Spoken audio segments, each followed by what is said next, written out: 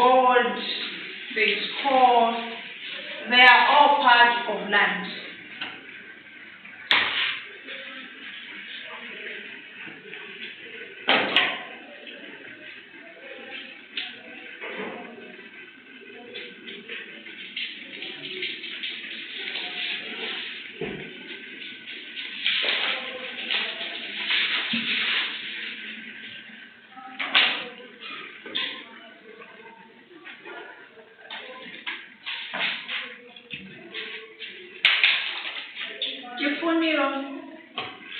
Can you define management skills?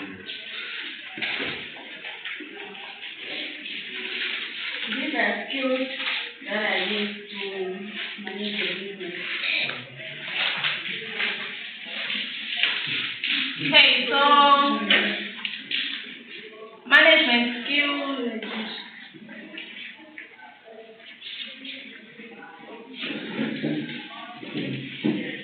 Skills needed to manage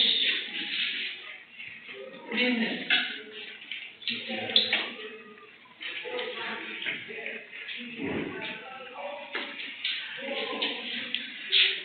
So how can you manage your business? Thanks.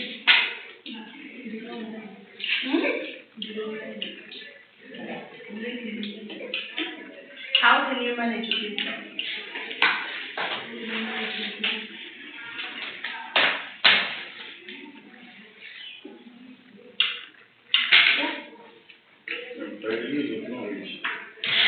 Okay, so you can use knowledge. Anything else? Research for what?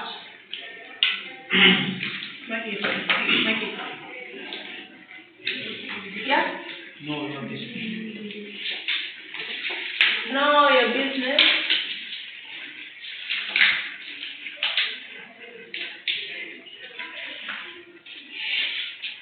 Someone say research. It was Justin, right? Yeah. So explain your explain the research. I said knowing your business.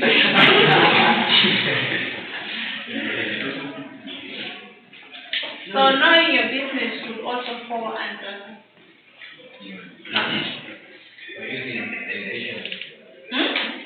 Delegating. Oh yeah, delegation. Who knows delegation? Leading. What's delegation?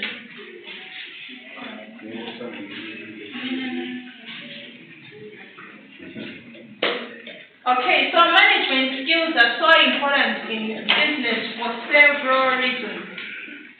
So now we are looking at the management of a small business and also management of a very big business.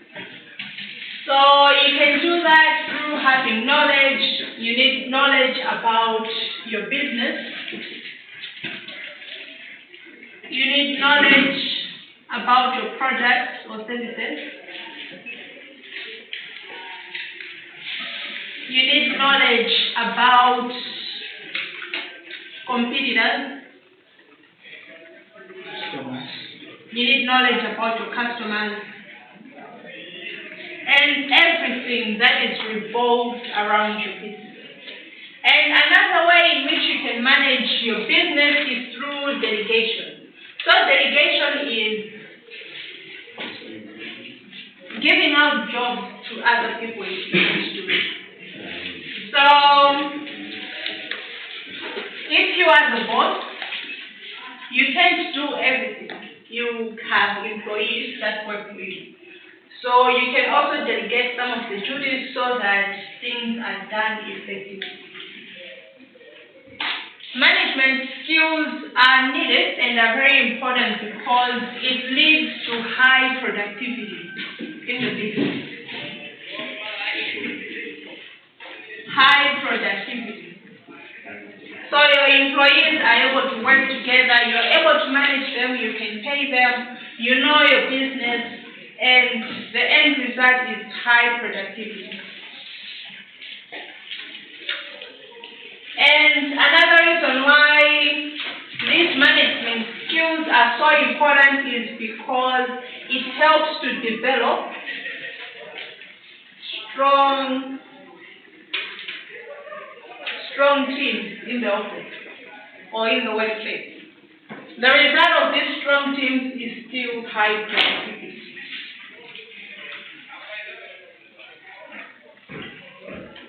So that is about the inputs required by a business.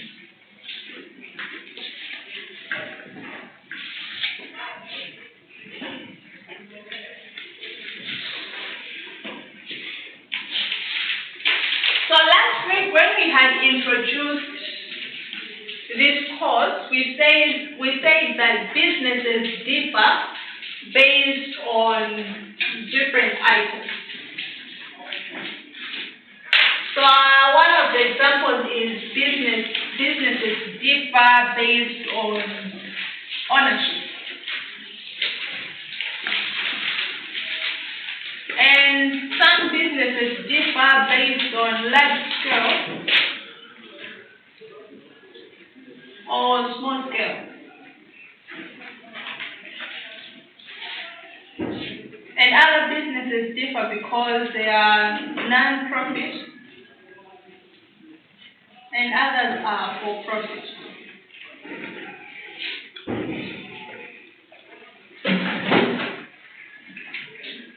So we are going to look at some of the ways in which businesses differ and how we can define those types of businesses. So we'll look at classifications of businesses.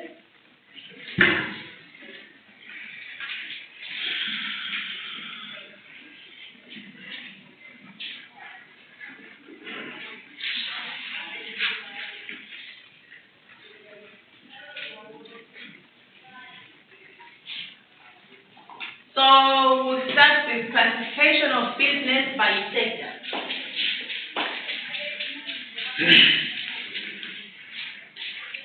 So this is the last thing we're going to look at today. Next week we're going to look at classifications of business by ownership and legal terms.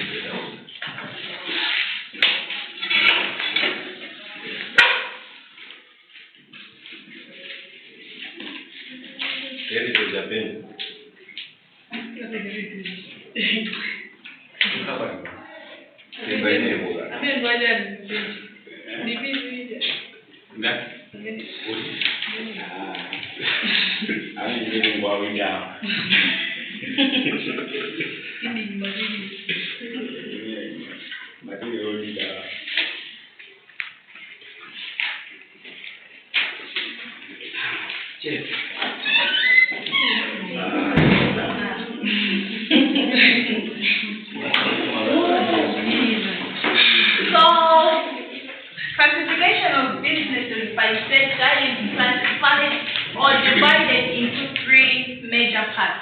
So the first is primary sector. Then we have secondary.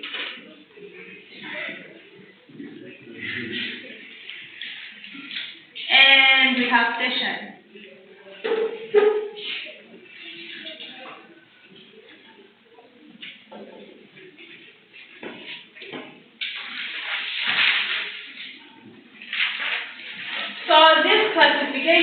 are mainly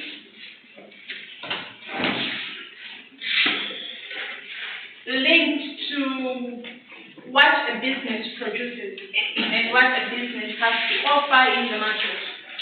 So they are linked to raw materials and what businesses produce.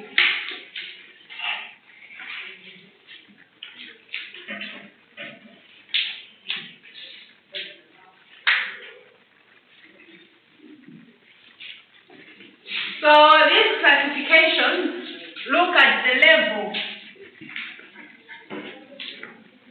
of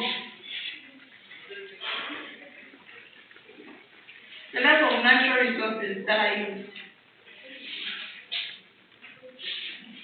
So all these three sectors are linked.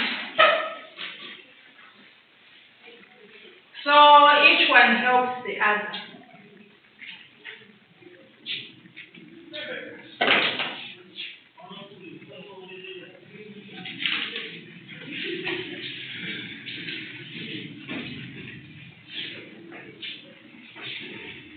Guys, what is the primary sector?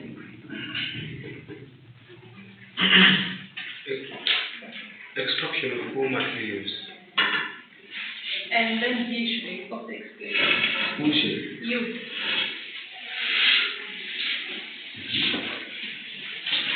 The minimum level of raw materials.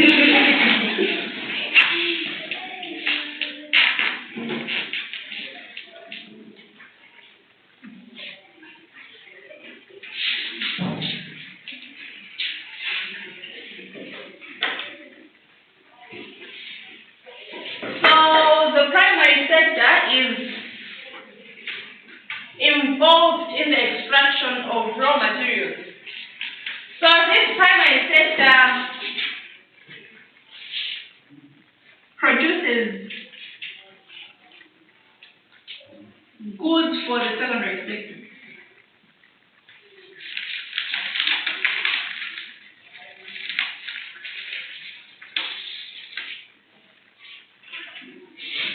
So these are the guys that usually have direct contact with nature. What are the examples of the primary sector?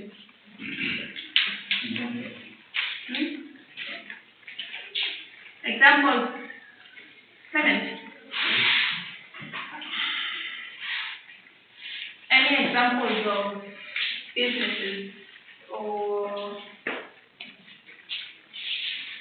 businesses or anything that is involved in the primary sector? Agriculture. Any other thing? Fishing.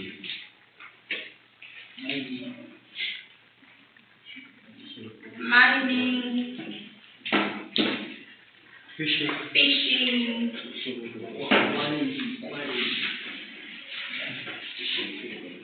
What is the difference between fishing and agriculture?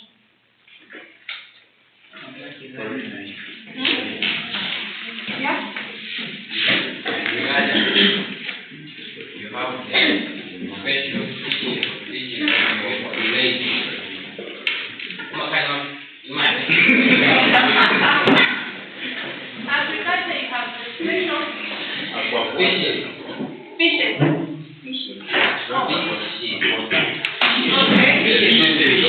fishing. Like the practical planning, maybe some fish. While fishing, you have fish, you just go to Lake Malawi, with your net. That's while you keep the fish at your home. Fishing is part of agriculture because we have a part of agriculture, aqua, which includes fishing.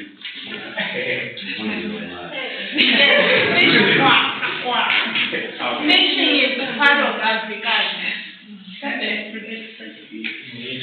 But yes, it is in the business sector. So the primary sector usually involve simple tasks. Unlike all the other industries. So these guys live simple lives. They go fishing, they go mining. Mining and yeah, they go cut trees and simple lives. Oh, cutting trees is simple. Okay, so the primary sector or the primary industry is divided into two categories.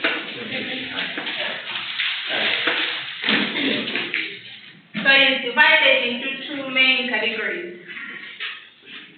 The first is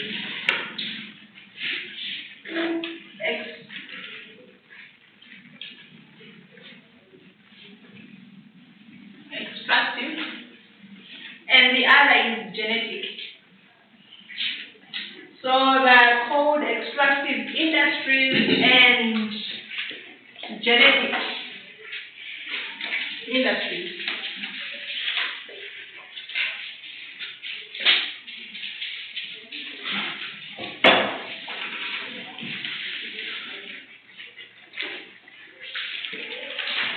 So this one involves extracting raw materials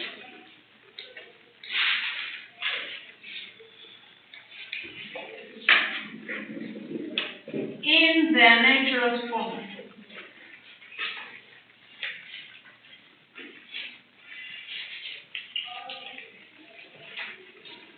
So that's the extractive industry. For example, mining, the petroleum, and other things. And the genetic industry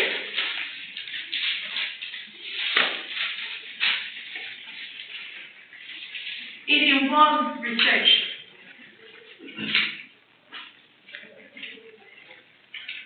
It involves research and science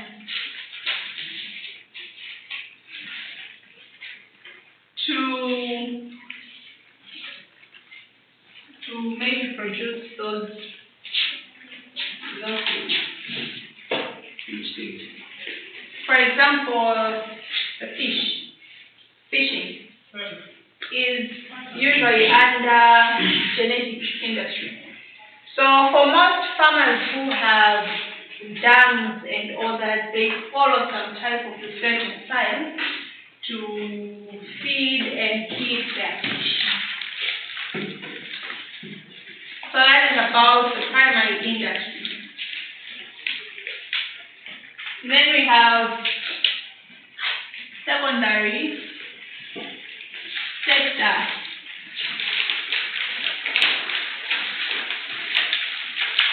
Lorraine, what is secondary sector? Asante.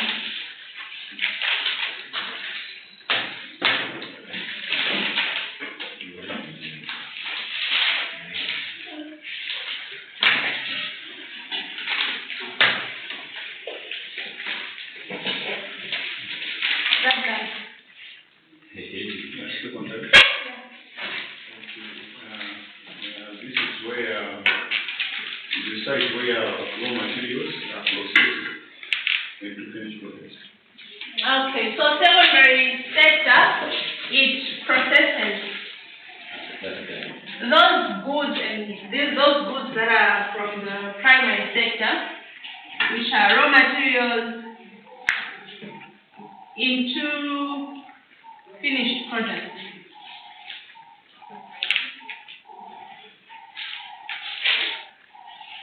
For example, the fruits like mangoes, bananas, and other things can be used by the secondary sector to make jam. So they have processed the natural raw materials, the fruits, the sugar canes, the everything to make jam. So that is the secondary sector. It processes raw materials or goods from the primary sector into finished products.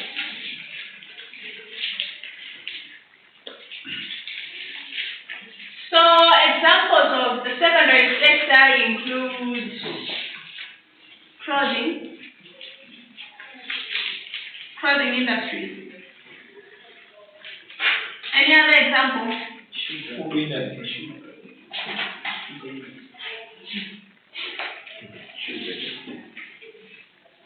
Food and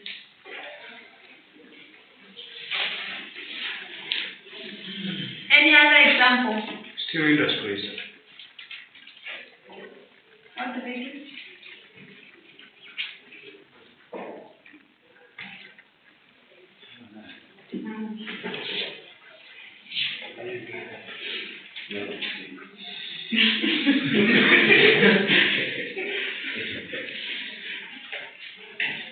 Okay, so just like the primary sector, it is also divided into two categories. So the first is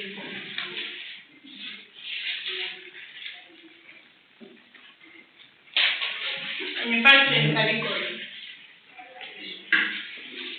and the other is construction.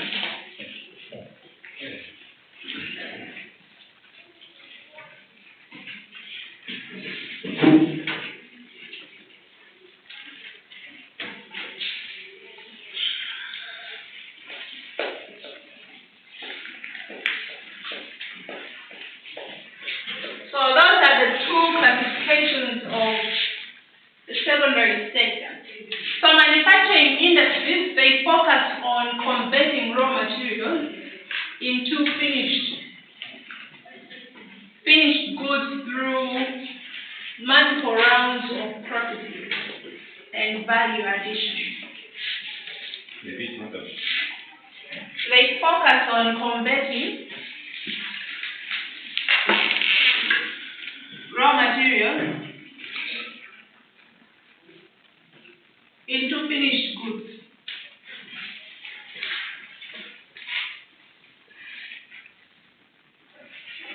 Through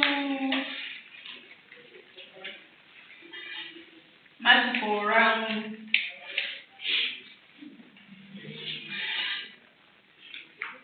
of processing and value addition.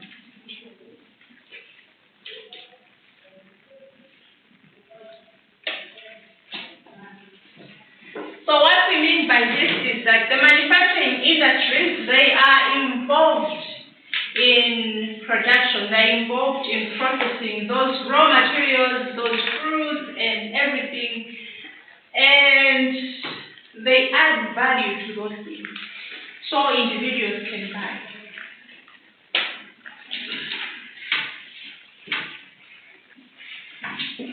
So for construction, these ones are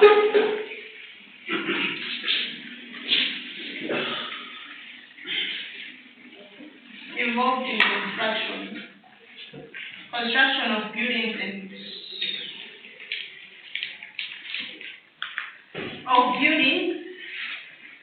and infrastructure.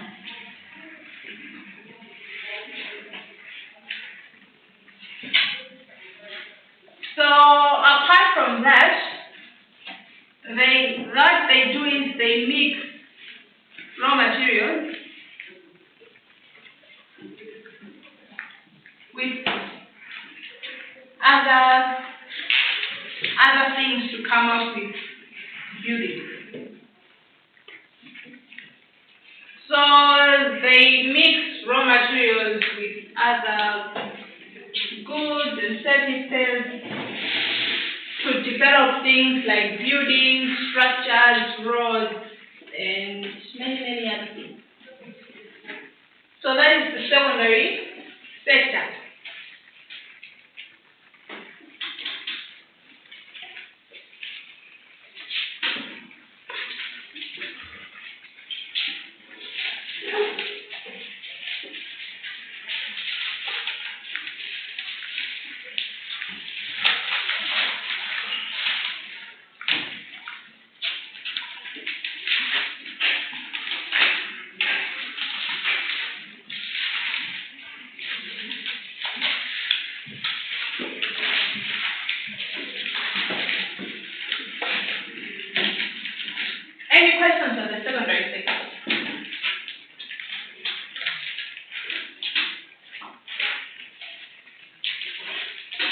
You can all see?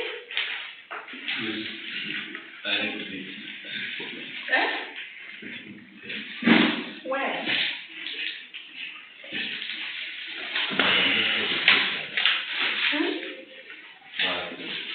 Okay. Isaac Solomon, what is the tertiary section?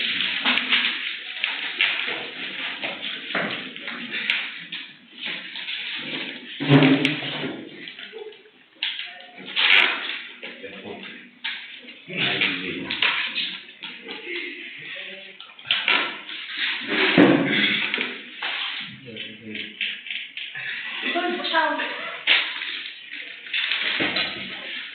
Yeah. What is the tertiary section?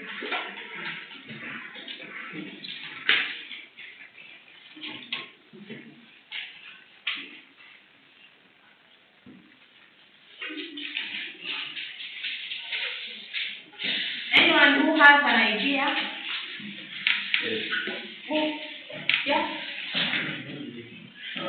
This is the site where includes the packaging and other things for sale. So we put that services.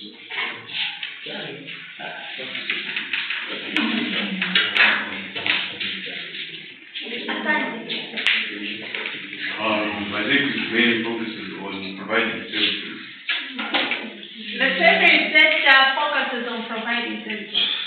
So these guys, they provide services for the primary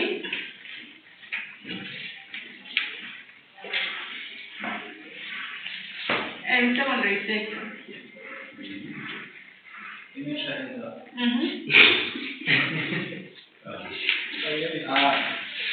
So it's like social structure that enables relation and business needs. Yeah. That's it. That could also work. Yes, no one.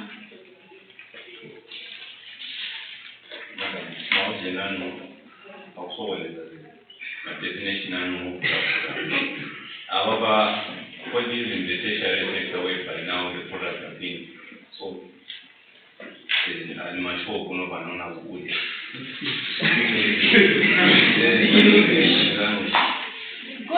Goods and services. Goods could also be sold as the secondary. The tertiary, it provides the services, so the things in primary and secondary sector can work.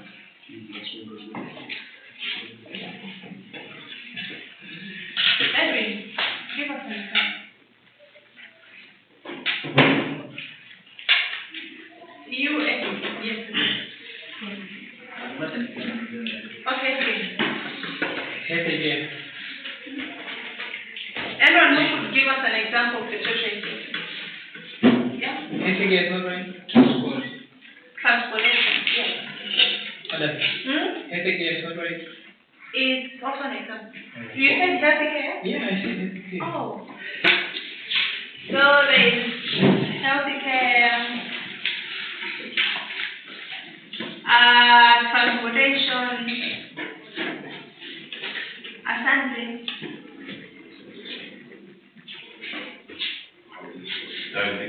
Hospitality. Madam, before is an example. What? Before is an example. Thank you. What about Modelos?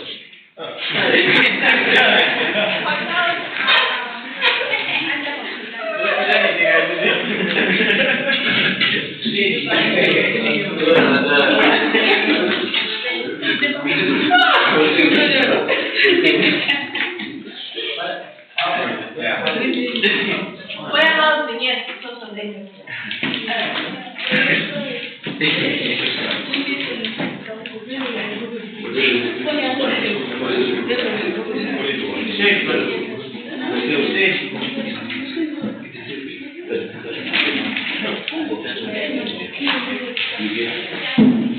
Okay, so the tertiary sector one of the most important sectors in the economy of the country, because services take up more than 50% of the economy of the country. So the tertiary sector is so important. With services, there is employment. With services, the country is able to progress.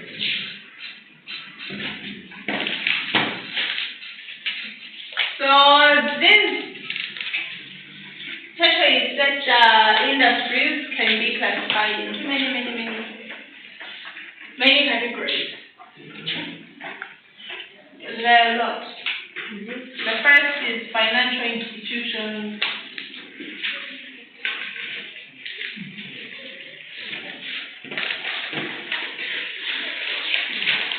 There is hospitality, there is transportation, there is healthcare, there is software industry.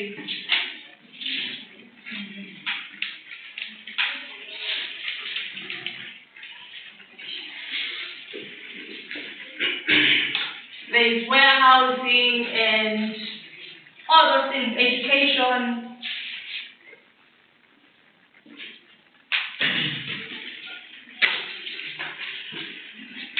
All these are part of the segment or the part of tertiary sector. There is law and also marketing services.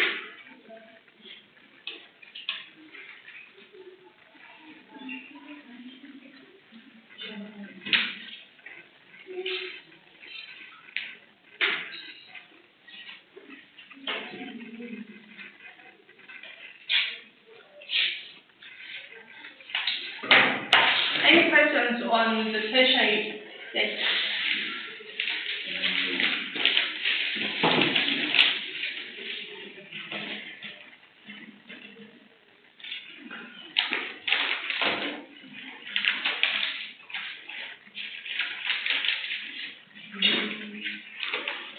So financial institutions or financial services are those who help the businesses with loans. They help the businesses with keeping money, savings, and also investing. So examples could be banks,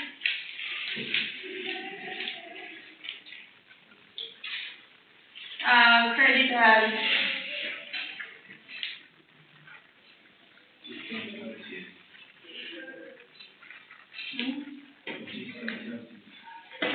yeah, those guys, all of them. There's insurance companies.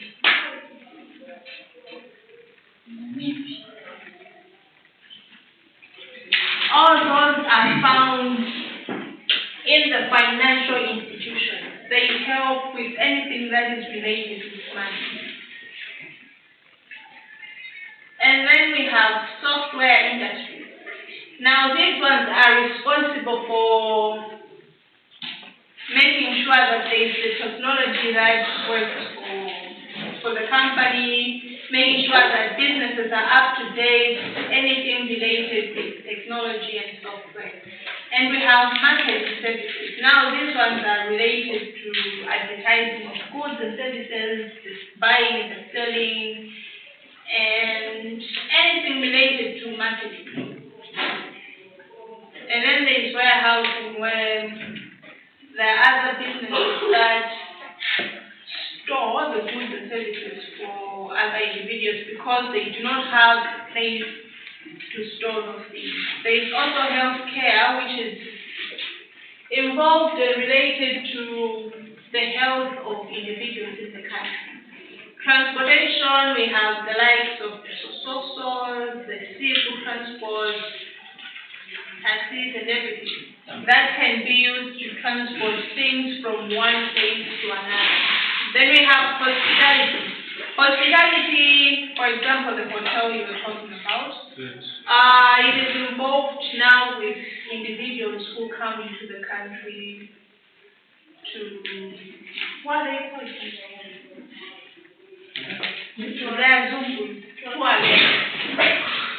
Yes, hospitality helps with tourists, making sure they feel happy and safe in the country, the hotels and all that. Then we have education, which is what we're doing right now. And law. Law is related to making laws and making sure that people follow laws and people who don't follow laws can face consequences. It's just as simple as that. Any questions? Any questions? Yeah? A certain group was saying that entrepreneurship is part of factors of protection. So, is that right? Yeah.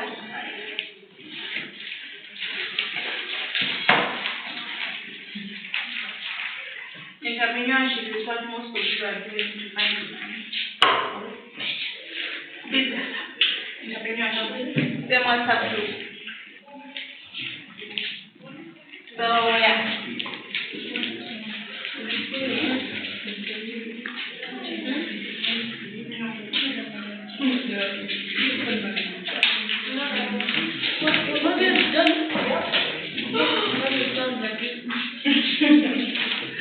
Okay, so we're doing it today.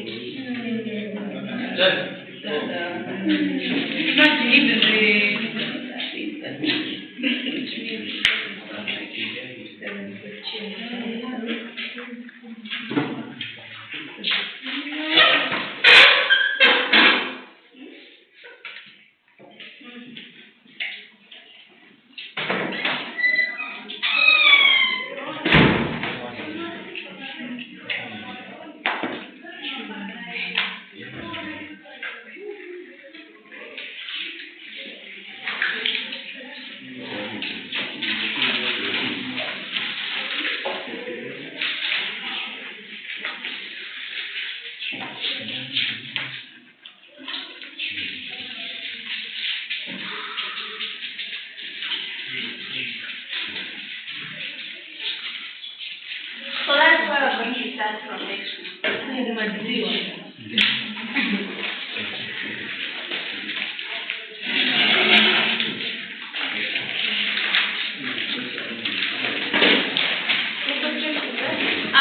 The names that I mentioned, you guys who signed today, you need